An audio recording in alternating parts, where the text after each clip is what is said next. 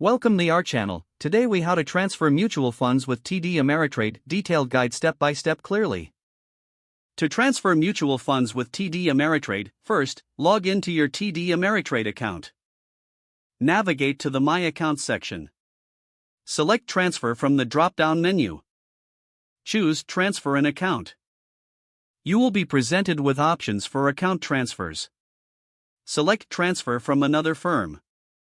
Download and complete the transfer authorization form. Ensure you fill out all required sections accurately. Indicate the specific mutual funds you wish to transfer. Provide the account number from your current firm.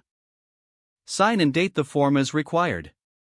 Next, you can submit the form electronically through TD Ameritrade's website. Alternatively, you can mail the completed form to the address provided. Once submitted, monitor the transfer status through your TD Ameritrade account. Expect the transfer to take a few days to process. You will receive notifications regarding the status of your transfer. After the transfer is complete, verify that all mutual funds have been successfully moved. If you encounter any issues, contact TD Ameritrade's customer service for assistance. Keep track of any outstanding transactions or fees that may apply. Make sure to review your new account holdings post-transfer.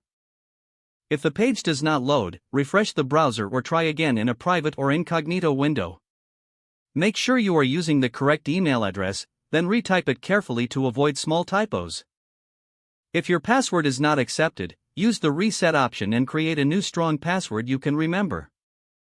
Check your spam folder for verification or security emails, then complete any requested confirmation steps.